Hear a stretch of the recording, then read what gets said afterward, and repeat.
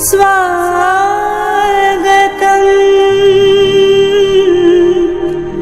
स्वागतं स्वागतं।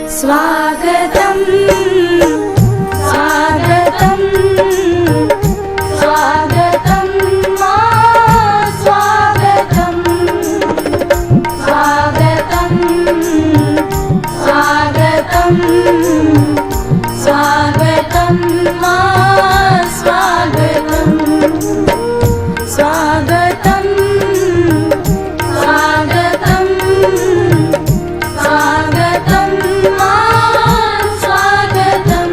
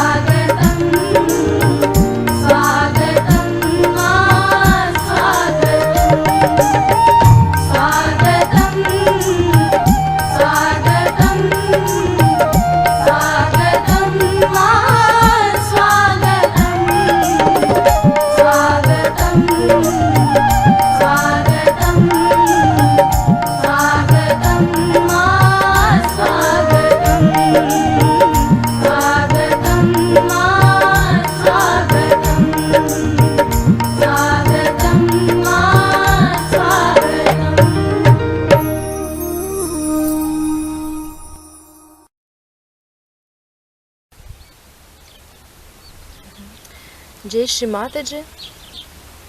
Let's start our meditation. Let's put our right hand on our left heart and say, Shri Mataji, please come into our meditation. Please put your lotus feet in our heart.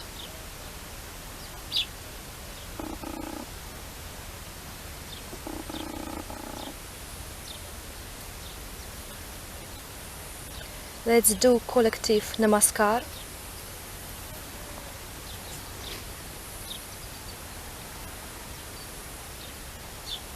Rise our kundalini and take bandhan.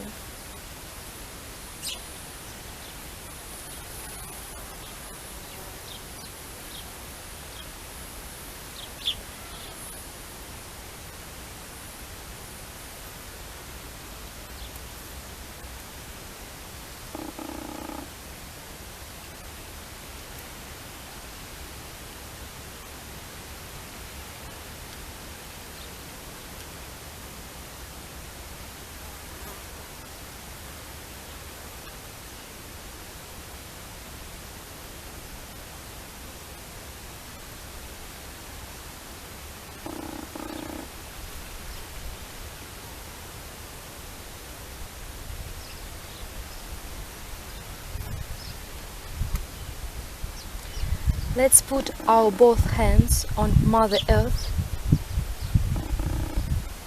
and ask, please, Mother Earth, clean us and take off all the negativity, preventing our spiritual growth.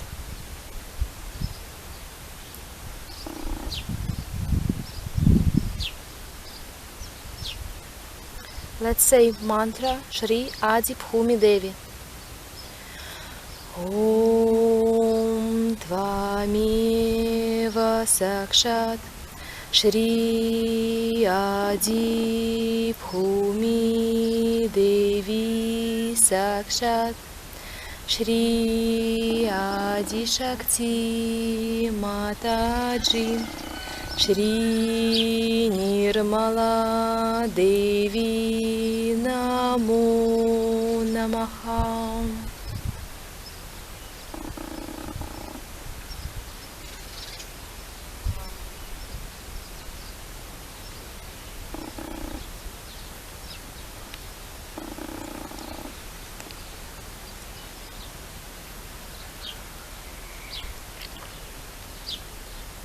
Put our hand on Muladhara chakra and ask, please, Shri Ganesha, you are the son of Adi Shakti. Please, clean our Muladhara chakra and give us chastity, innocence and wisdom.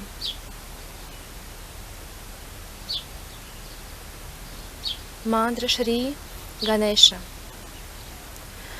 Om Tvameva Sakshat Shri Ganesha Sakshat Shri Adi Shakti Mataji Shri Nirmala Devi Namo Namaha.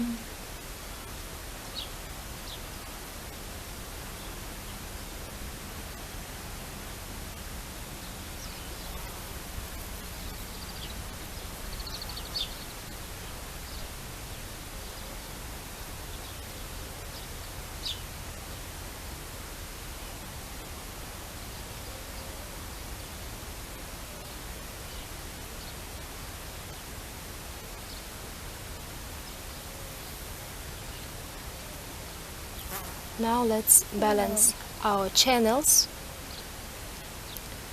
Our right hand on the Mother Earth and left hand towards Shri Mataji.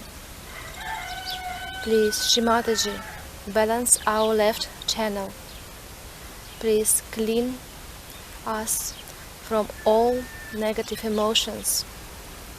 Take off all the negativity, preventing our spiritual growth.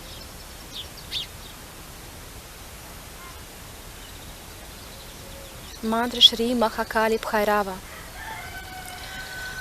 Om Tvameva Sakshat Shri Mahakali Bhairava Sakshat Shri Adi Shakti Mataji Shri Nirmala Devi Namo Namaha.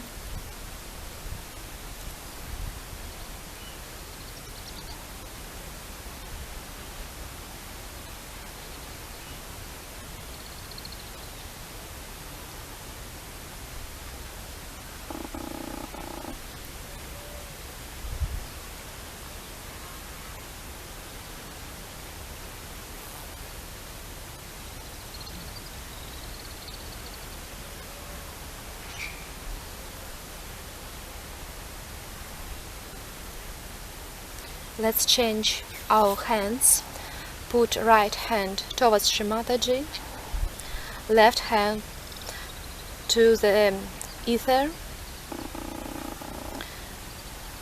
Our attention is on the right channel. Please, Shri Mataji, clean our right channel. Take off all the negativity, all the fever, all thoughts.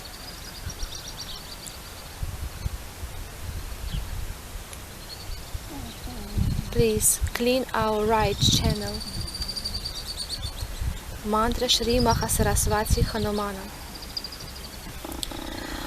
Om Tvameva Sakshat Shri Mahasaraswati Hanumana Sakshat Shri Adi Shakti Mataji Shri Nirmala Devi Namo Namaha.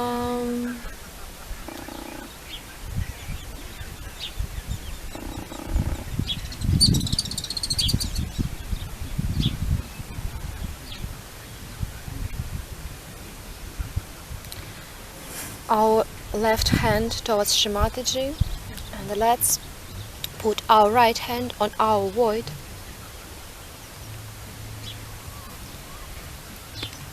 Please, Shri Mataji, clean our void. Please take off all the negativity, all false guru, all false knowledge from our void.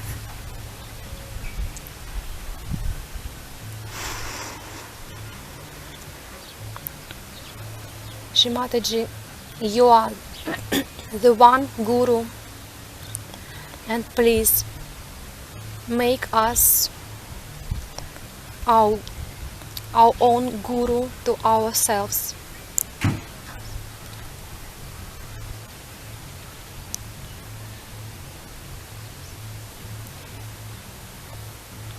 Guru Mantra.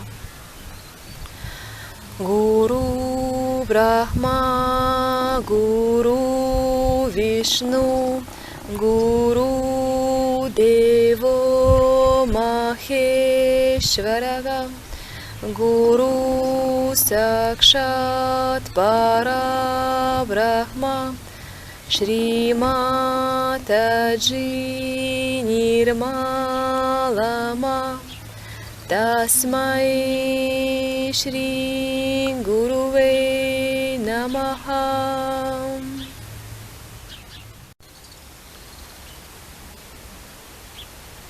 Let's put our attention on Sahasrara chakra. Let's make massage.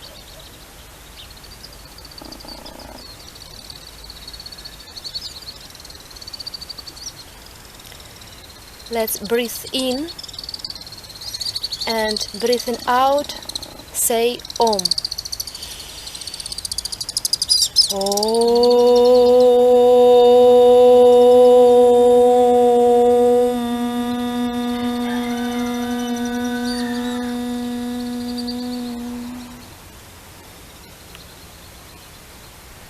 Both hands towards Shri Mataji, and let's meditate in silence for a while.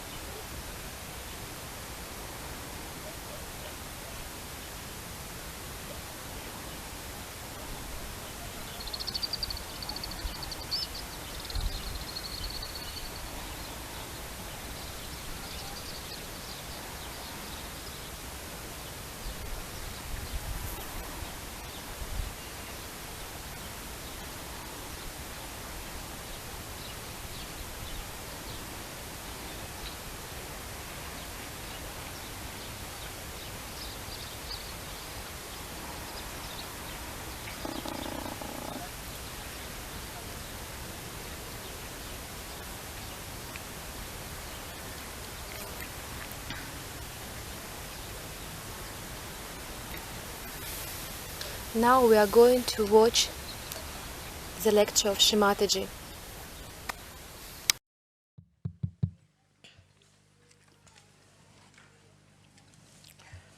Today, you all have gathered here to worship me as your Guru.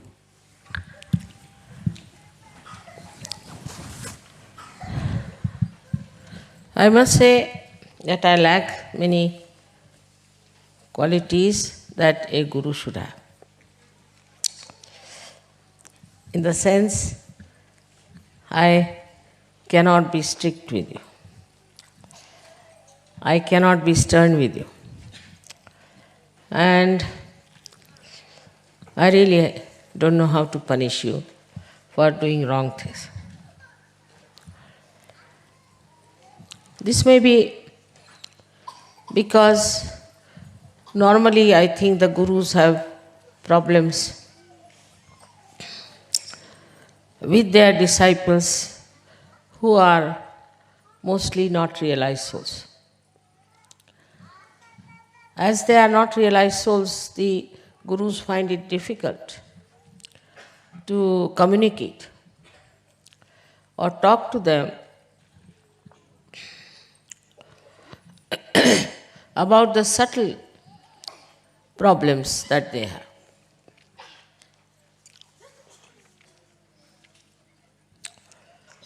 I know of many gurus, even in modern times, who've been really very, very strict. And also they told me that they have achieved their realization by working very hard and by suffering under the strictness of the gurus.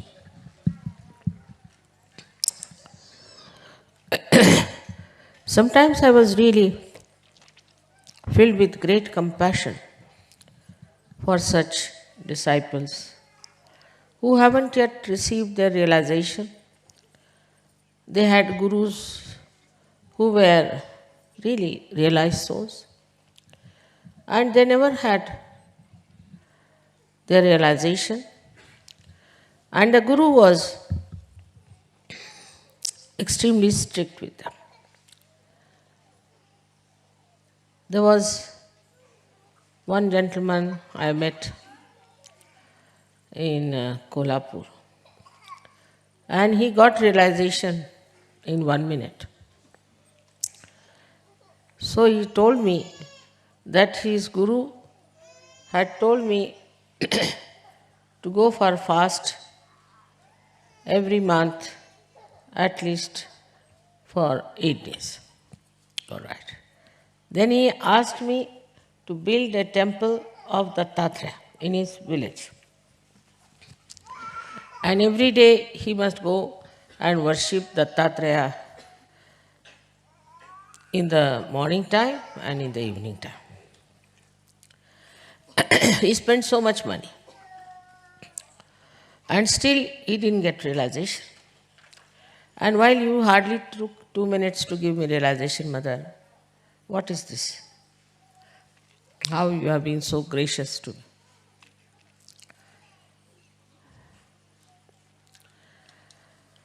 So I didn't know what to answer him.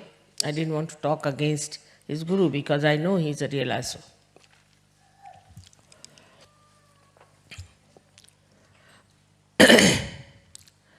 Actually, most of these gurus and incarnations were very helpless with human beings. Perhaps they didn't have such beautiful disciples as I have. Perhaps at this time, all the good people who were seeking divinity are born, and they are here as Sahajogis. I never had to work very hard on them. Of course, once in a while, you do get a person who tries to trouble us, who tries to create problems. But modern times are so special, I think, that's very easy to give realization to people.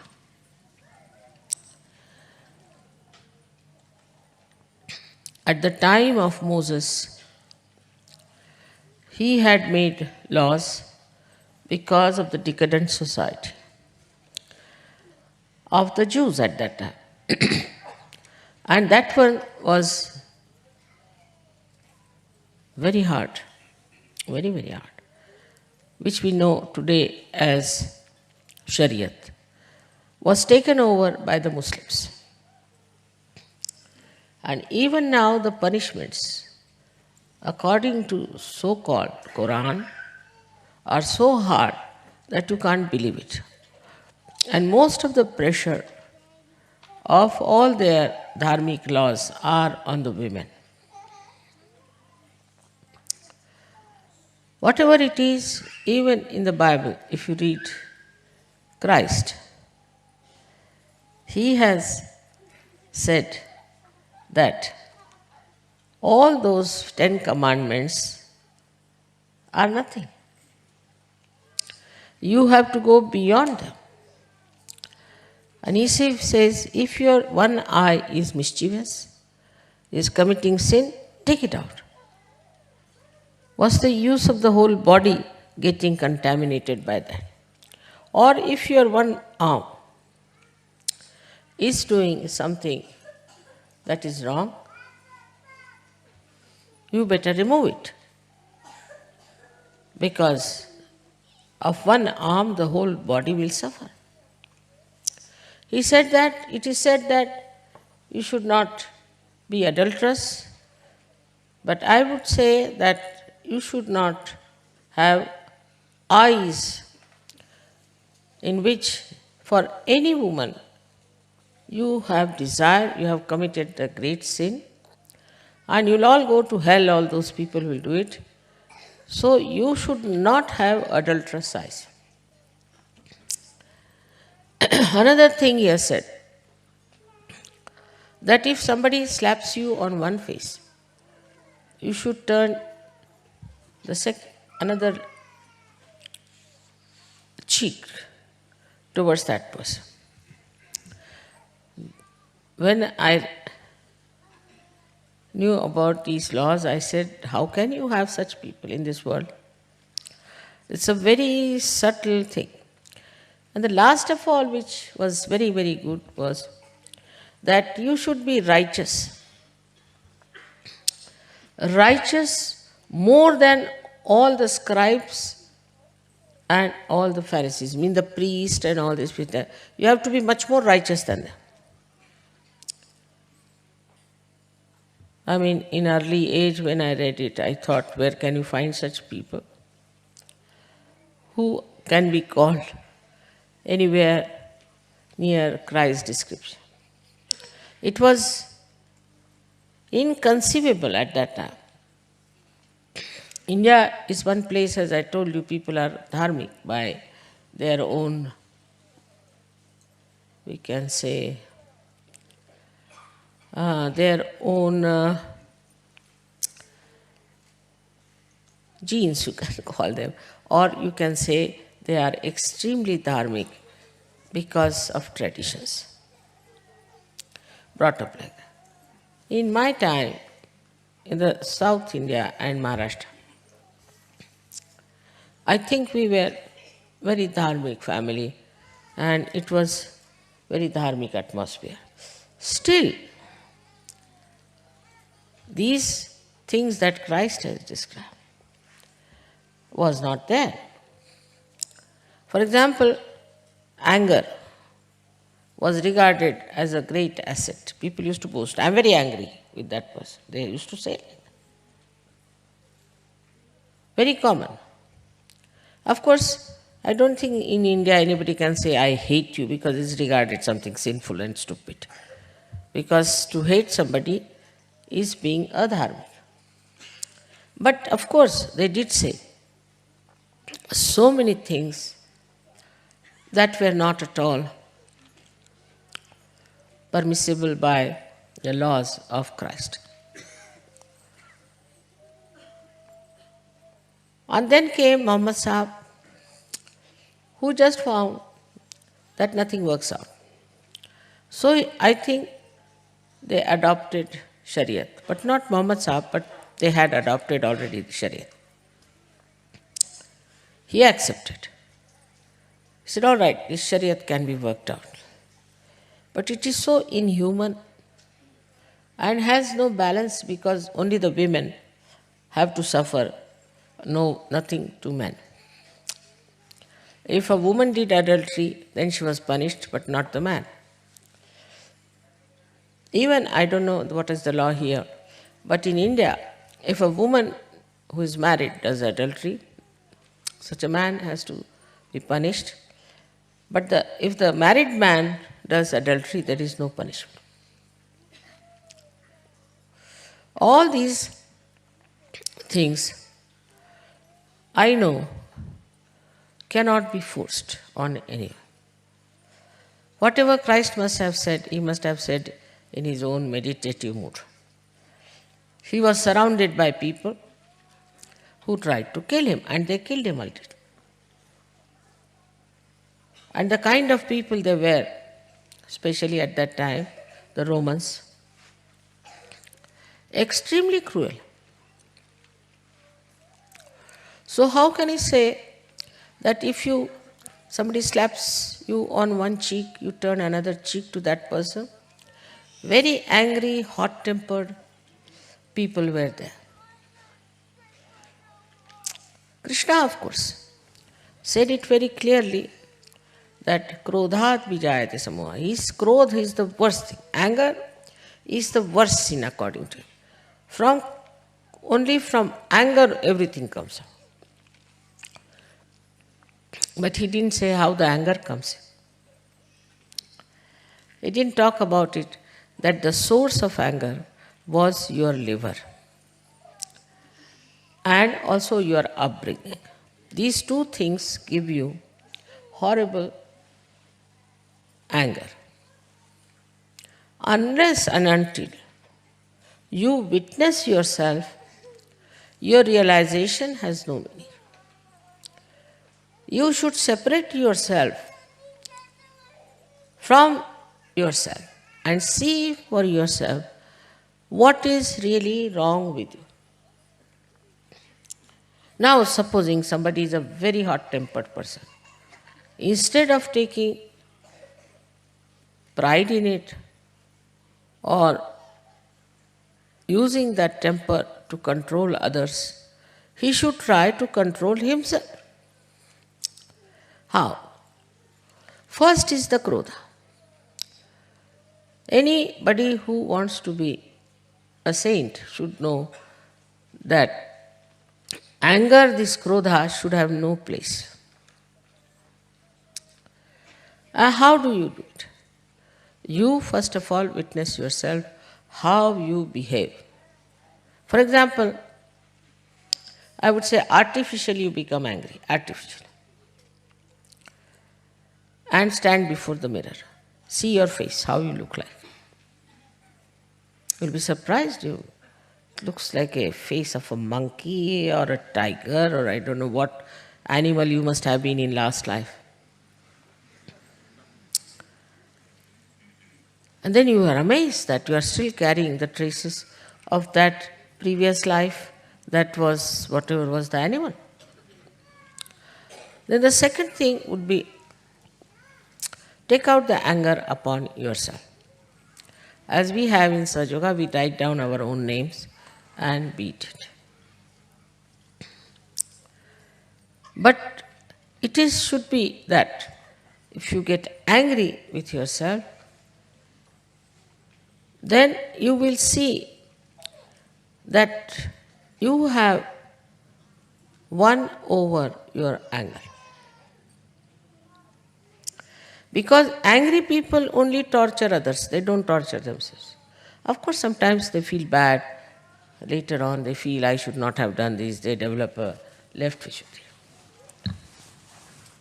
But mainly, if you start getting angry with yourself, why should I have done this? Why did I do this? Why should I get tempted to this? You'll be surprised your temper will go down. And also, physically, you should see you have a liver problem. With that, you just face yourself and tell that I am going to get rid of this liver problem. How dare it become my enemy and stop my ascent in spirituality. So the witness state has to be developed. For a Sahaja Yogi, it's very important to develop a witness state. But normally, what happens? That Sahaja Yogis develop a witness state for others. Now you know in Sahaja Yoga, the door is open to everyone. And some mad people also walk in. Some funny people also walk in. Some very bad charactered people also walk in. All kinds of things. So now you should see, what are you worried about? Are you worried about people who have problems, who are no good, for whom you cannot say that they will be Sahaja Yogis, or you are enjoying the people who have got Sahaja Yoga? This temper sometimes has made people really mad, I tell you. Can go into your head and can make you mad. And we have some mad people in Sahaja Yoga. We have still. But they have become so mad that now they are no more angry, they are no more troublesome, they are just mad, that's all. For such people you shouldn't worry. There's no need to witness others. Witness yourself. And I sometimes feel that anger comes through too much austerity, too much of extreme nature also. Some Sahaja Yogis are extremely austere. Austere about everything. It's maddening. In Sahaja Yoga, everything is sahaj. It's spontaneous. You are not to be austere. You should not be particular. I said now it's not better not to wear a black sari or something, if I say so, then it doesn't become a sentence from Brahma. Supposing then somebody is wearing a black sari and coming, you will all run away from that person. Or black clothes. It's not that. You are gurus yourself. Why should we be afraid of any kind of person who comes to you, whether it is black, white, or any type? Why should you have any fear? The another side of temper is fear. A man who is hot-tempered always have fear because he sees himself in others. He sees that another person also must be having the same kind of temper and he'll attack me. So he is always on the protective. In a sahaj manner, what we do is to live without fear. It said that wages of sin is fear. But I would say wages of anger. Those people who were very aggressive, say, for example, develop frights, all kinds of frights. Those countries who have invaded other countries and rule other countries and have got the experience of their ego, of their anger, become extremely frightened people. Especially the soldiers who go on the war, kill so many people and come back and they are frightened. I asked one of them in America, I said, what are you frightened of? He said, I feel that I have killed so many people, now so many will kill me. But I said, why do you think like that? Why should anybody kill you? He says, because why did I kill others? Why did I kill others? Because I killed others, so anybody can kill me, isn't it, without rhyme and reason. Logically I agreed. But his fear was so much that when he came in my presence, he was just shaking. The whole body was shaking with fear. So, whatever aggression we do, boomerangs on us and we become very frightened about everything. In Sahaj, you witness yourself as a separate identity. All your past is finished, gone, you are not bothered. And you remain in a state which is fearless. This state has to be achieved through Sahaja Yoga. Very easy once you know that you are protected, you will have no fear, and as you will have no fear, you will not have also temper. It works vice versa sometimes. It's a very common thing I have seen. A very aggressive person will be described by a psychologist as a man of insecurity.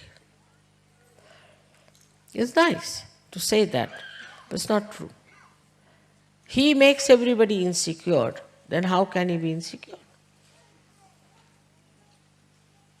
If another person feels insecure with that person, that means this man is not insecure, but he is over-secured.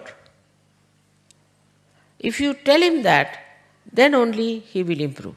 But if you say you have insecurity, then he thinks, yes, my condition is pitiable. Even if I kill somebody, it's all right, because my condition is pitiable.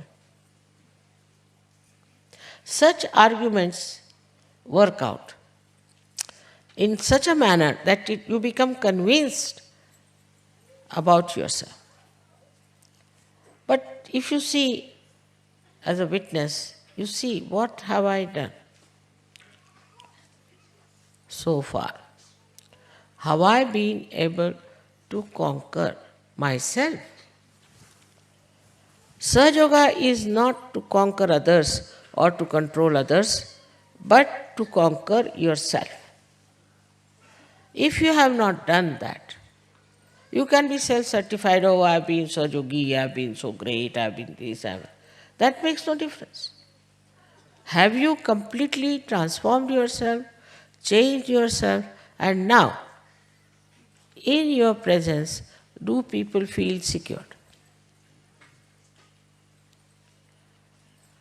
If they feel insecure, then something wrong with you. Or if you feel insecure, also there's something wrong with it. Now, this excuse to give that, Mother, I am insecure, then you are not a Sahajogi. As simple as that. Giving explanation like that shows you are not even a Sahajogi. So now to become the Guru, first of all, you should have a great sense of forgiveness. So much so like Buddha's. Once Buddha was giving a lecture in a village. And suddenly somebody came in and started abusing him, saying all kinds of things and all that. Then somebody told him, what are you doing? He is Buddha, the one who is the enlightened one. He is trying to help us to become good, and you came and shouted at him. So he was repentant. He went to see Buddha, but Buddha had gone to another village. So he went to another village, second day, and he went and fell at the feet of Lord Buddha. Lord Buddha said, what's the matter? Why are you falling at my feet? He said, sir, I must say that I didn't know. You were the enlightened one, I just shouted at you, said things, I don't know what happened to me. So please forgive me. He said, when did you say this to me? Yesterday. Where? In such place. He said, yesterday is finished now. What is there to forgive? Now, he came begging of his forgiveness, repenting immediately. He said, yesterday is over. That is one of the greatest qualities Sahajogis should have. To call yourself a guru, you must also have maturity. And the maturity part is sometimes very...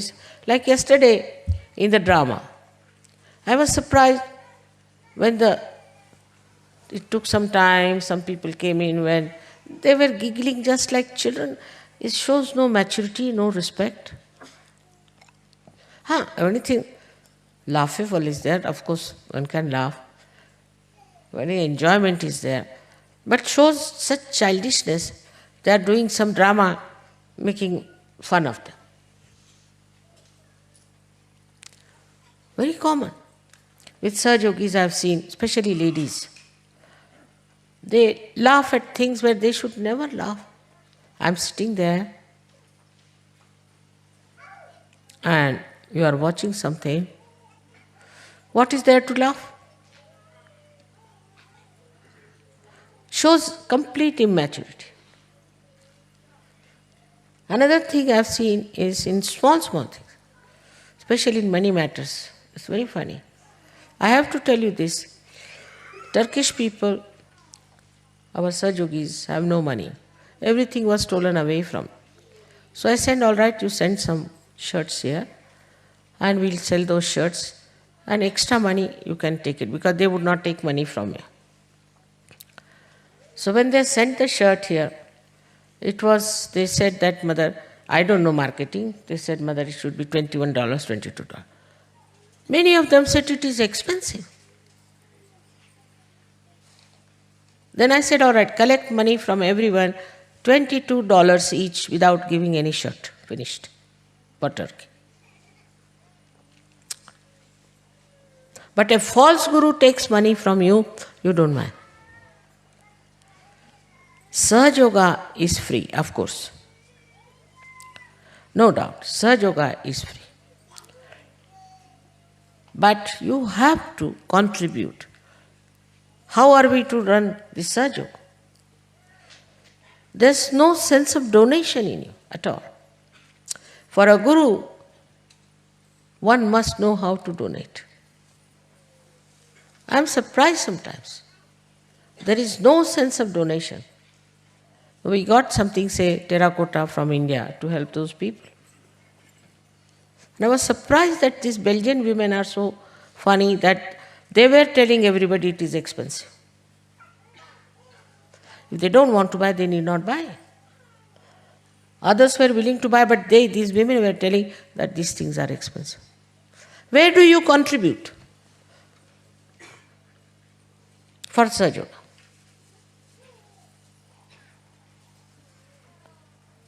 Now we had to have this pendal. We had to have all kinds of things. What do you contribute? This attachment to money can never be good for a guru. I have no attachment at all. If you ask anyone, they'll tell. Even my husband will tell that. That from inside I am absolutely detached. I don't know also, I don't know banking, I don't know how to keep account, somebody keep account, somebody does that. But this attachment to money in Sahaja Yoga, I won't say like Christ that you will all go to hell, but you won't rise much higher. You have come for your spiritual ascent. I don't say you go to Himalayas, stand in the cold, stand on your heads, nothing of that. But the another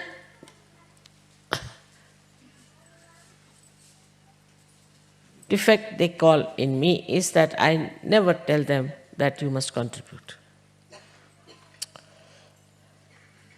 It is to be done with pleasure, with happiness, that you can contribute something to Sahaja Yoga.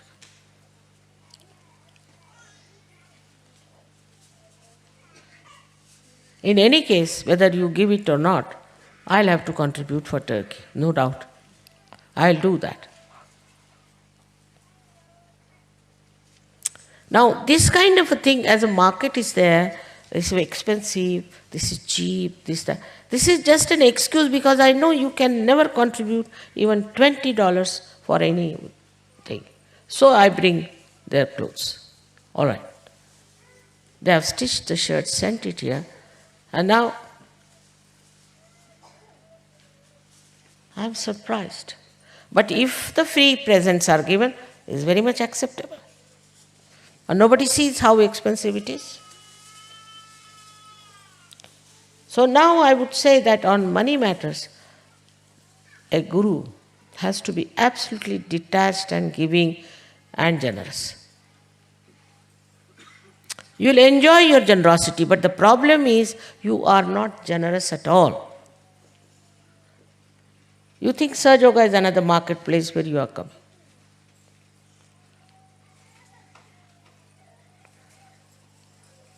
So the generosity part is so much missing. And it's very surprising. They asked me that, Mother, please, we need some chiffon skirts and blouses for this summer. You stitch them for them, bring all the way.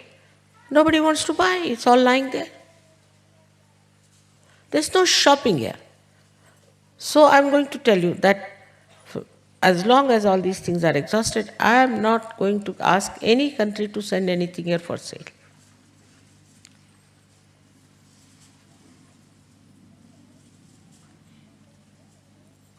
To believe that you are Sahaja Yogi, you are sadly mistaken. Your attention so much. You will go to hairdressers, you will do all kinds of things, but for Sahaja Yoga you have no money. Today, as everybody has said, Mother, you should be little stern, you must tell. I am telling you this. Your progress will be very slow.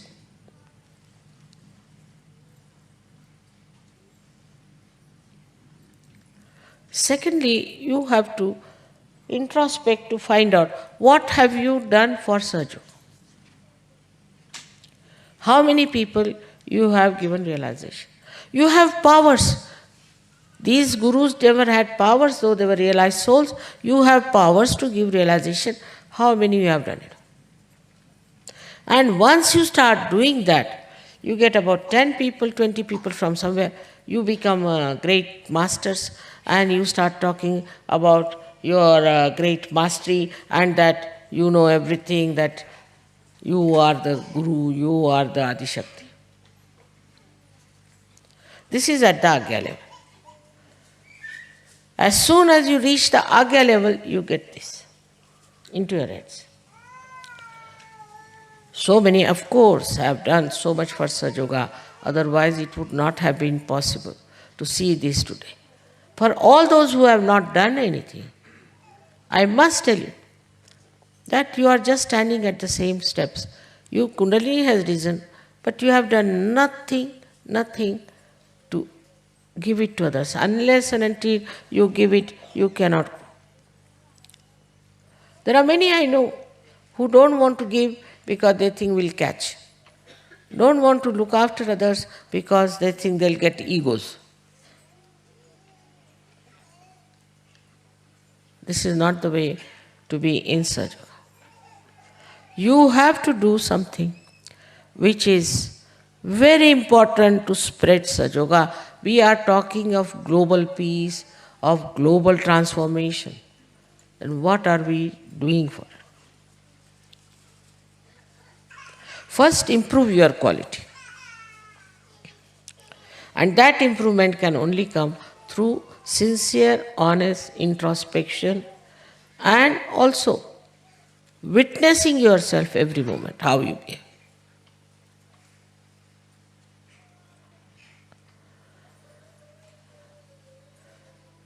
I must tell you about myself that from my very childhood I was like a grandmother.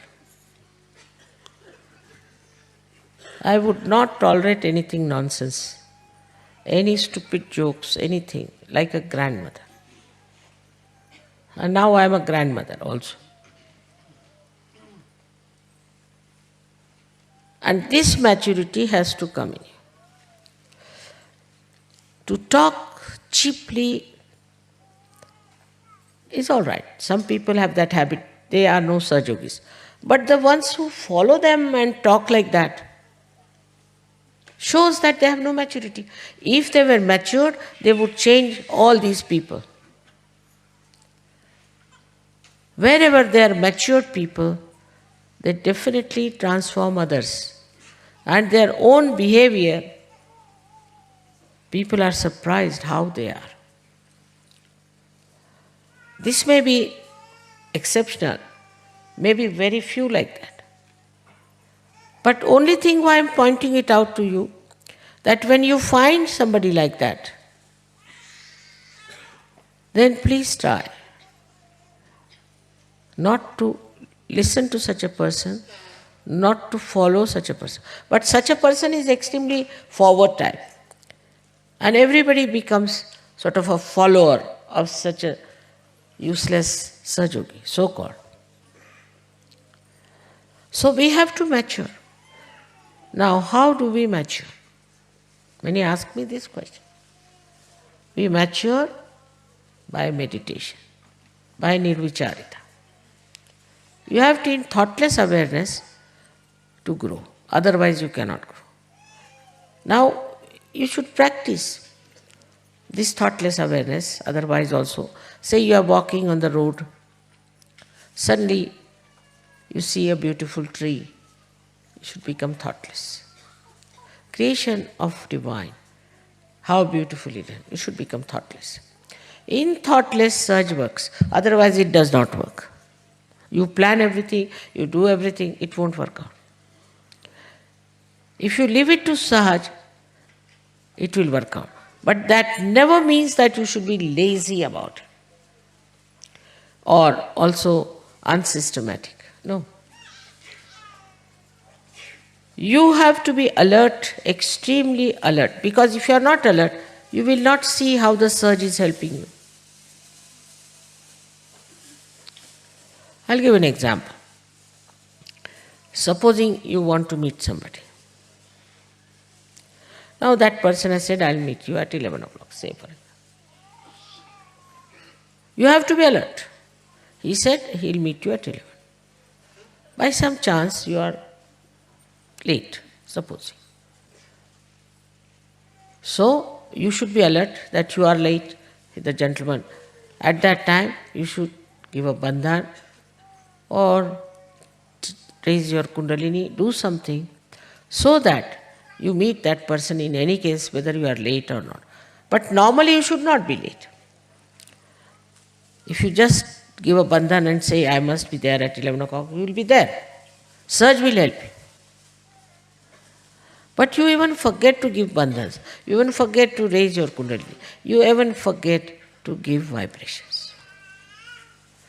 So to mature, first of all, you should know you are now Sahajogis and that you can control the whole situation if you are one with this all-pervading power. It's very simple. It was very hot. Everybody was saying it's very hot. All right. I got up. I said, I'll make it. Within 15 minutes, I made it cool. I say I made it. I. But it's not I. My connection with this all-pervading power has done the job. But the connection has to be sincere, strong, honest, and all the time in your mind you should know that you are connected. This situation is very simple to achieve, this state where you all the time feel, I am one with the divine. Because you are not alert, you don't want to see the miracles of this great power which you are in connection. You are busy with other things. Your attention is somewhere else. You're looking at other things. And then suddenly you say, Mother, how is it I am such a Sahajogi, I could not do this and that.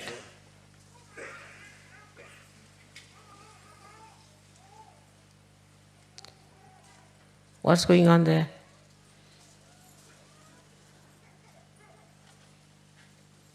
Even when I am speaking, I see people are busy with something else. So what you call is to mature through your meditation in nirvicharita, in thoughtless awareness. Unless and until you enlarge the state of thoughtless awareness, you cannot mature, because only in the present you can mature. And present is thoughtless awareness. And I have seen what is happening, that people are only expecting all kinds of miracles from Sahaja, all kinds of help from Sahaja. But they never think, what help are we doing?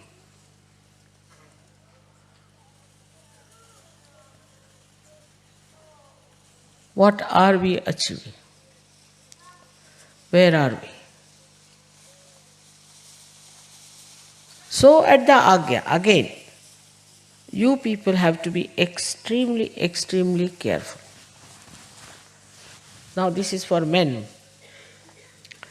If you have not crossed your Agya and you start spreading Sahaja, then you can become really a funny person, not a Sahaja. This leadership business is a myth.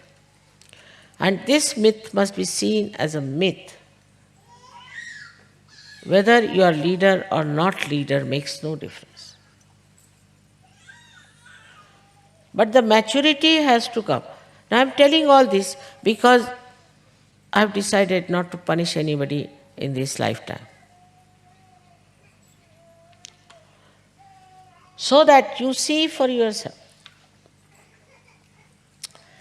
Yourself you understand. Yourself you realize. I know you very well, all of you, somehow.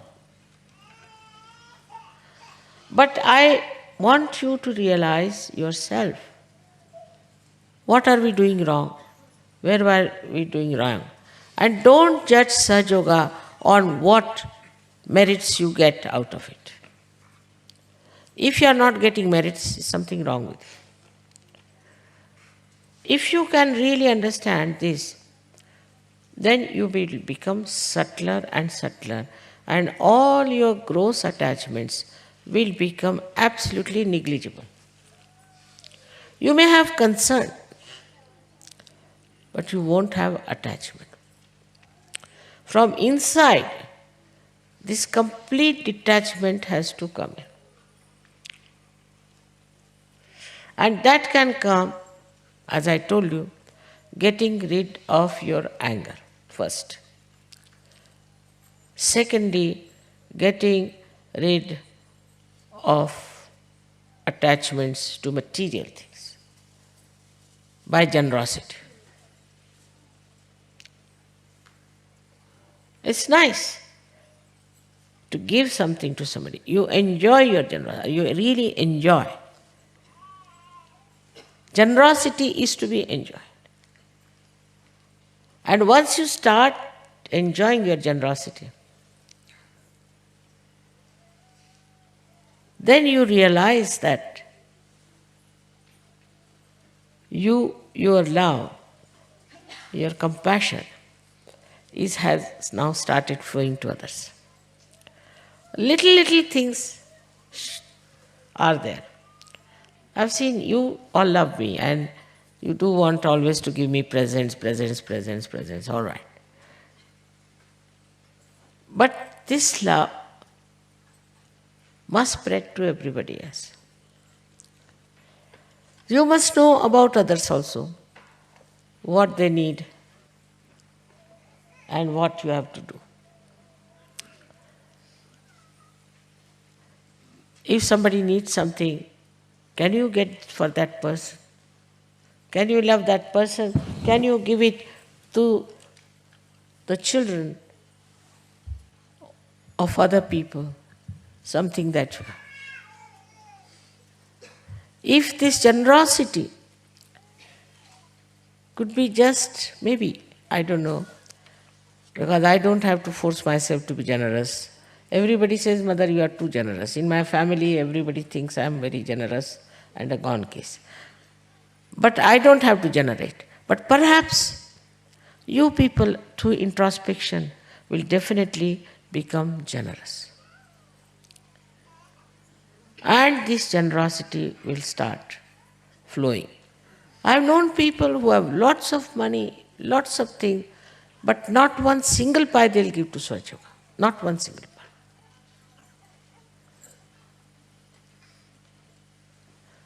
This sense of generosity comes when you understand what is your purpose of life, why you are here. Just to fulfill yourself with Sahaja Yoga, or to be able to do something about it without feeling that you have done something. In this, Christ has said very nicely, that he has said it, but where do you find this? That your left hand should not know with what your right hand has given. Should not have a trumpet, I.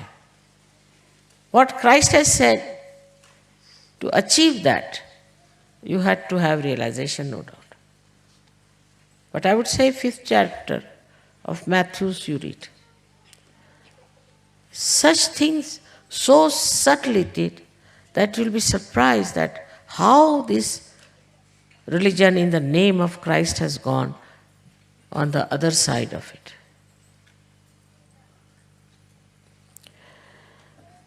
Now people want to be gurus because they think you have powers,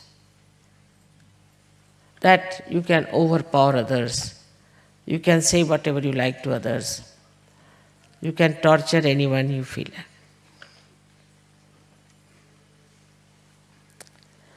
That has been before, I know.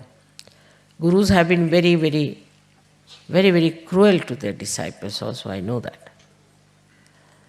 Once I went to Ambernath, and one gentleman came to see me. His name was Swami Jagannath.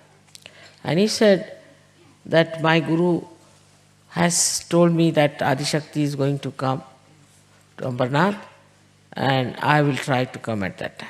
I said, who is your Guru? So he told me some name. He was realized soul, no doubt. So he came down. He said, Mother, should he come to you or you will go to him? I said, see, I am a mother. I am not a guru. The gurus don't leave their places. Can you imagine? They call it takya. The guru should not leave his place. He should sit there and everybody must come to him. I said, I am the mother. I will go and meet him. So I met him. And the fellow who had come, this Jagannath fellow, I said, what's the matter with you? Why don't you open his agya? He's in so much pain. He said, who opened my agya? Why should I open his agya? I said, you are the guru, you are the master. So what? My guru never opened my agya. I had to fight my ego all the time, and that's how I got everything all right. I said, it's so easy to open the agya, why can't you open? So I turned his agya and opened it. He was very happy. He said, you are a mother, you do what you like. We are not going to do this.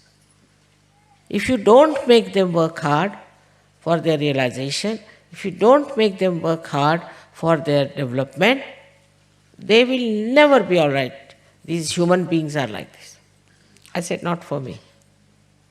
He said, all right, you are a mother, so you forgive them, you do what you like, you try to transform them, help them, but not me. I said, all right. But, he came at my feet and all that, and he said that you must praise. She's Adi Shakti, you must praise her. There for a short time. Then we were coming home. Then this Baba Jagannath tells me, Mother, thank God you have opened my agya. So I said, what happened?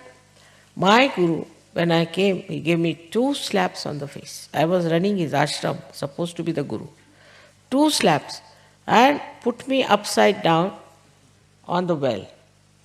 And all the time my feet were tied up to the rope which he used to lower down, again bring me up. So he put me again and again into the water 7 times. Then he pulled me out. I said, Baba, why did he do that? He said, I must tell you that I've been smoking sometimes. What? But I said, he never gave you realization. You would be smoking in any case, that's it. He wants me to give up all these bad habits with my agya on. Now you have opened my agya, I'm all right. So I felt that the behavior of that Guru was very surprising. He says he beats us. He always beats us for anything, and we have to work very hard. I also know of some gurus of the music also do that. And I met so many of such people who have been to very great gurus, and the way I got the report was so shocking to me. That why don't they tell them directly that, see, this is wrong with you and this is how you should be.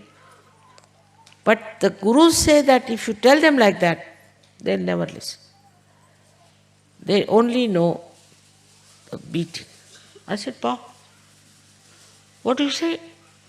They only know beatings, yes. So the whole attitude towards the disciple is not of compassion, I felt.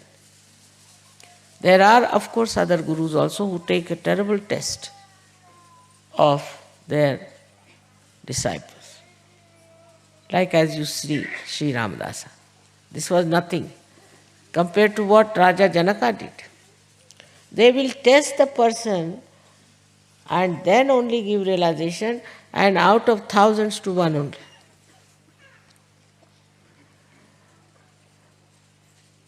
That is how we've got so many false gurus also, because they were all discarded by these realized souls. At this point, we have people who have got realization. When the real gurus are like this. I met another one. He asked me, why are you giving realization to all these useless people? I said, why? And there were some Sahajogis, he said, how many can give life for Sri Mataji? I said, why do you want to ask for their life? I don't want their life. See, this is the first question. He said, I have many who will give life for me, and he has not given them realization. So now, at this juncture, when we have people who are seeking, who are going to these gurus, of course false gurus you forget, but even real gurus, they do not get their realization. Now you are capable of giving them realization, just imagine. They have big ashrams and things like that. They cannot give realization. While you can, all of you can give. Now, it's like this, that if you put little light in a lamp,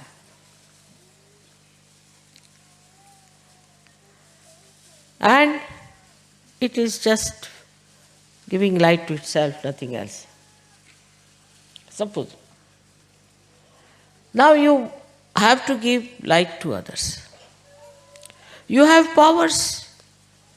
You can do it.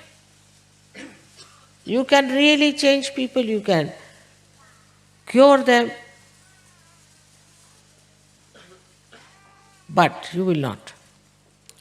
You will bring all these sick people to me. Mother, you cure. Even for realization, I have seen they bring people to me. What is the need? You all know how to give realization, how to cure a person. All of you know. Now, why is it that you people cannot do it? Firstly, you may not be matured enough. But even if you are matured, you are not assuming your own powers. You don't believe in it. Humility is all right. But you must know what power it is. Supposing somebody is a king, say, and you put him on the throne.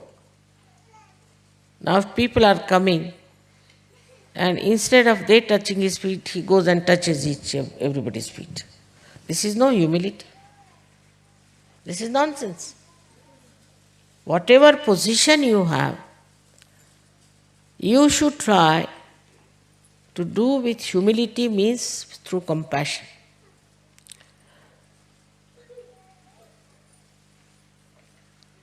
The maturity is this, that you should know that you have these powers. You should know how to preserve these powers. You should know how to grow in peace. And then, when you meet people, you should assume inside, I may be a housewife cooking for my grandchildren, doing this, doing that. But once I am sitting on the chair, I know what I am. You may be anything. You may be a clerk, you may be dishwasher, you may be anything. That makes no difference. But once you are a Sahajogi, you are a Sahajogi. Then you must show your dignity and not thrive on your weaknesses. You are much better than all these realized souls who have achieved their realization in thousands of years because you have so many powers. But their self-confidence and assumption is not with you. Some people say we are afraid of ego. How can you have ego? It's finished now.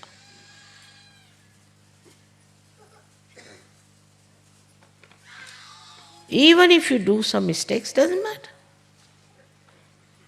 Mother, I touched my left foot, I touched my right. Makes no difference. Because of no self-confidence, you become austere in Saja. If you are self-confident, then why should you be austere?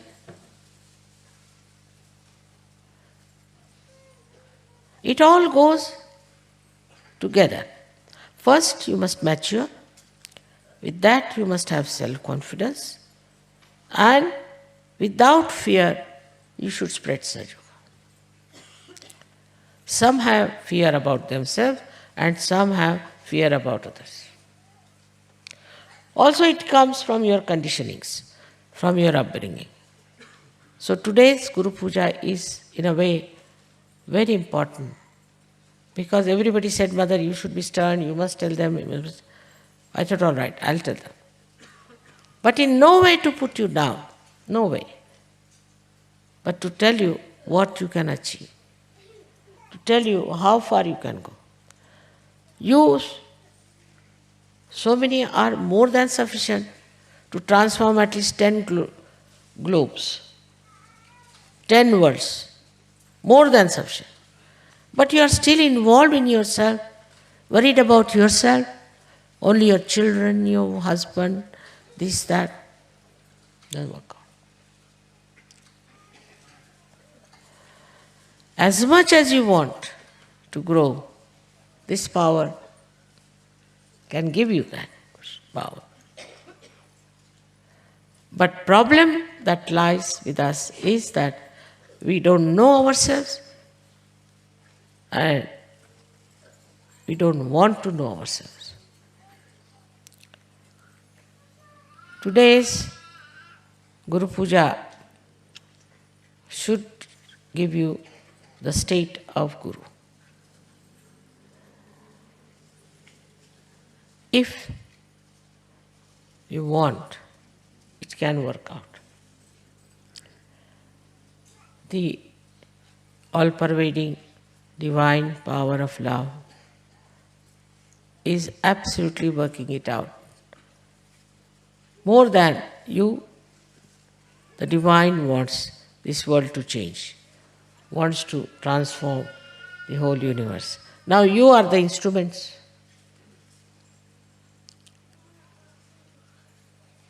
And if you try to cheat yourself, who can stop it?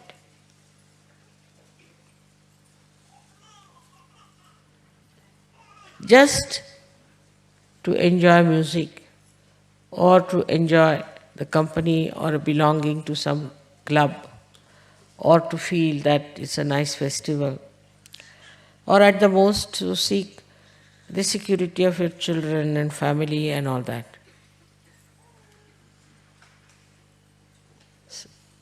It is not satisfying. It will never satisfy. It will only satisfy you when you will become the lights to give it to others, to work for others. And you have these powers, what I am trying to tell again and again, you have these powers by which you can introspect yourself, you can witness yourself, and you can surrender. Because mentally now you are convinced about Saja. Emotionally you are convinced that Saja has given you such sense of love and compassion. Physically you are convinced that Saja has given you good health and confidence about your health. Now spiritually you should be convinced. Spiritually, that you are really spiritual people selected by the divine. That your last lives have been of great seeking, that's why you are born now and you are getting all these blessings. So assumption of your personality is important.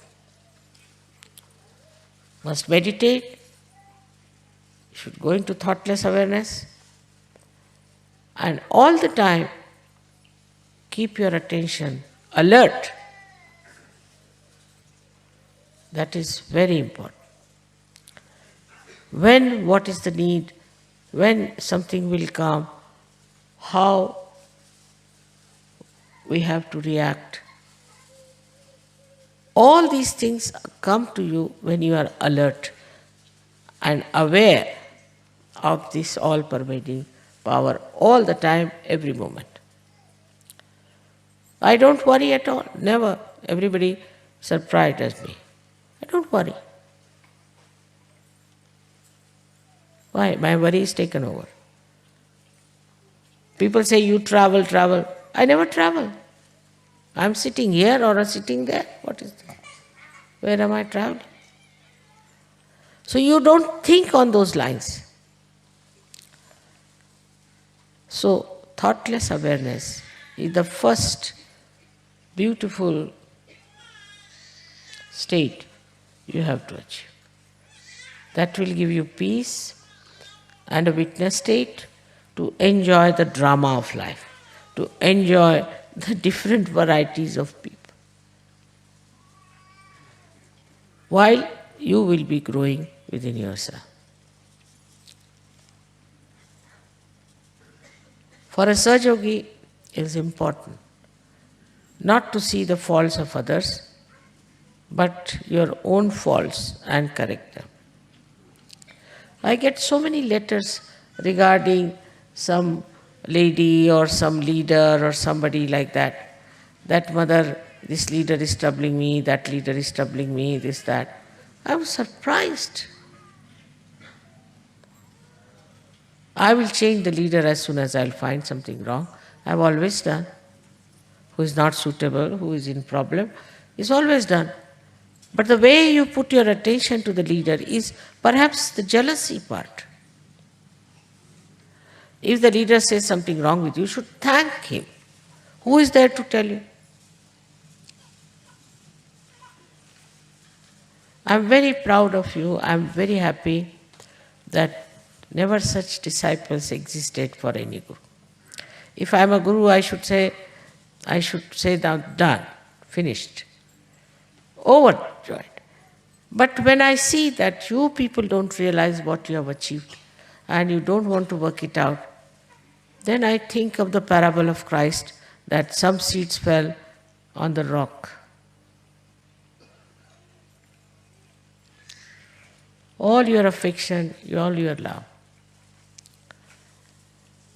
I know it is impossible to express what I feel about it. But you don't know why you got realization, why you are here, what is your speciality, what you have to get. You don't know that. And that is what you have to know. I don't say like Christ that take out one eye or take out one, cut out your hand, nothing of that kind. You be intact. Your body should be intact. Nothing is to be taken out. We need this body. But in a subtle way, what he was saying, that whatever part of your body is doing wrong, you should try to negate it in a subtle way. In the same way, in Sahaja Yoga also. If there is jealousy, try to find out why you are jealous, why are you against the leader. The leader says a word to somebody, they immediately write to me. Why is he a leader if he has not to tell anything? Today, I think for the first time, I've been able to tell something to you, which I was hesitating, always. That let it be, just now they are still little babies, so on. But now, after this, you have to grow. Grow in every way. I just can't understand. Those who got realization without the power of raising the Kundalini are doing such a lot of work. And while you all have this power to raise the Kundalini, to cure people, and also to talk about Sahaja Yoga, you are so sensible. Still, where is your attention? I don't understand. Today's lecture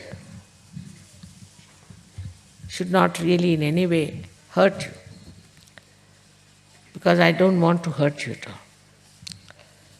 Whatever is the situation, I accept. But if you don't want to accept that situation, what you should do, I have told.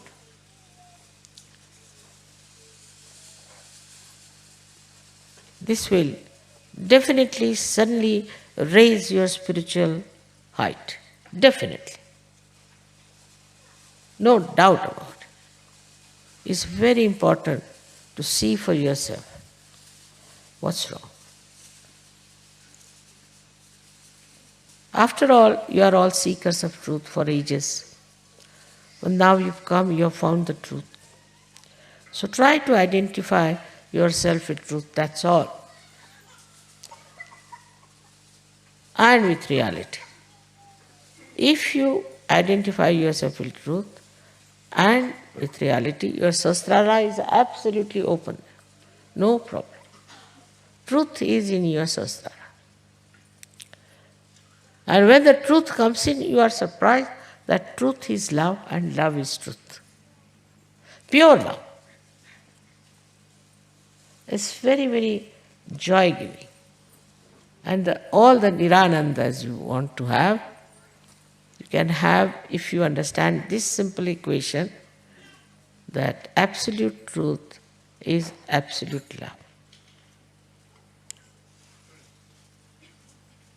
I have no expectations. I must tell you, I am oversatisfied. As far as I am concerned, I think I have done my job. But now this has to be taken over. You have to be responsible. You have to work it out. I was so happy. This time, every place I went to, all the leaders said that, Mother, you need not travel now, we take the responsibility. We'll work it out. But all of you must support your leaders and do something about it. Sometimes leaders are really, they can't understand why people are having their own ideas about everything. You must go all out. For example, in our country, when we wanted to remove the slavery, everyone joined together to achieve it. While there are people who are trying to cut down the leaders, put them down, make fun of them from groups. Is this the way we are going to work it out?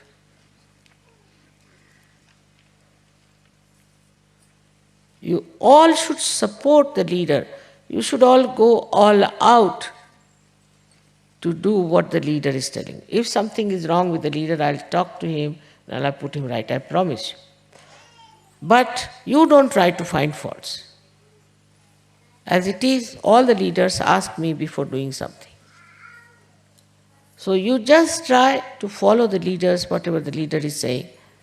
Absolutely put all your effort, because the complaints are that you people don't listen to them. I'm really surprised. Yesterday you saw he was playing sitar. You should have asked him what about his guru. His own father was his guru and he used to beat him. And then his grandfather also. But such desire to learn something, to be something, that they didn't mind anything. Beat me, do what you like, put me in jail, but make me a good artist. In the same way is Sahaja Yoga. Because there is, if you may call it a defect, Sahaja Yoga is not a military thing. It's just plain, simple mother's love. And of course every mother wants her child to be great, to have all her powers. She wants that, no doubt. How she does it, how she works it out, is her own problem. But how you take it and how you use it is your own problem. I always bow to you people who have got realization, because I think so many saints were never there on this earth. But the saintliness has to be complete. Without that, you cannot help even your family, leave alone your country, and no question of the whole world. So what is needed now is to raise your awakening, to raise your spirituality, to go into a realm of complete support and surrender to the movement of the spontaneous movement of Sahaja.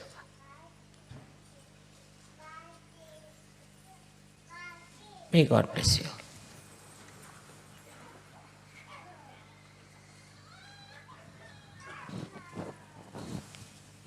In short, you must worship yourself. In short.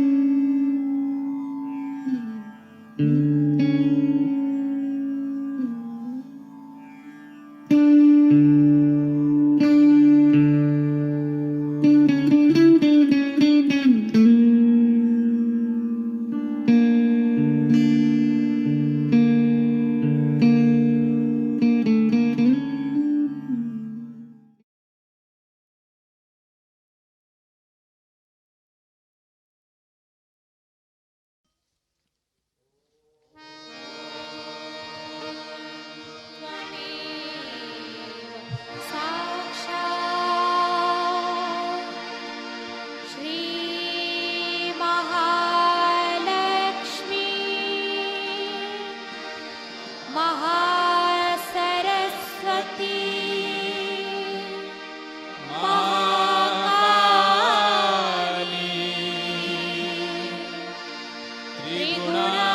त्रिगुणात्मिका kundalini साक्षात् श्री आदिशक्ति माताजी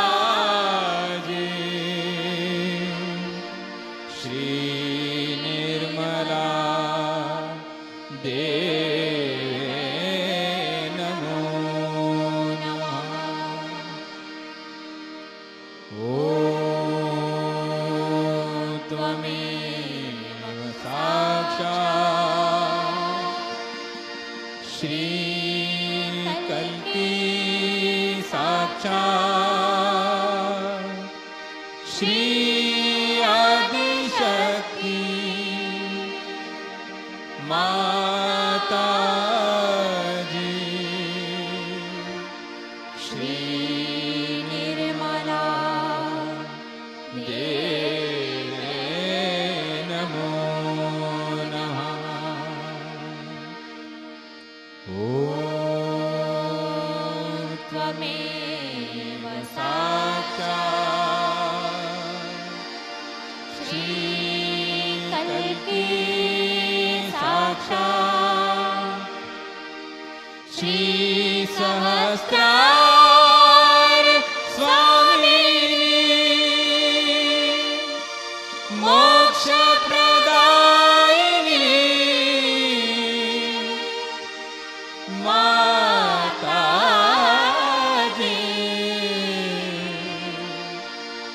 श्री निर्मला देवे नमो नमः। श्री निर्मला देवे नमो नमः। श्री निर्मला देवे नमो नमः।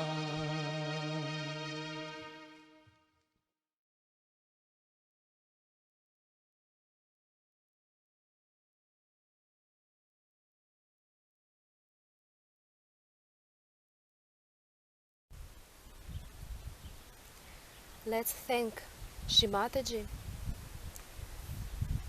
Do collective Namaskar.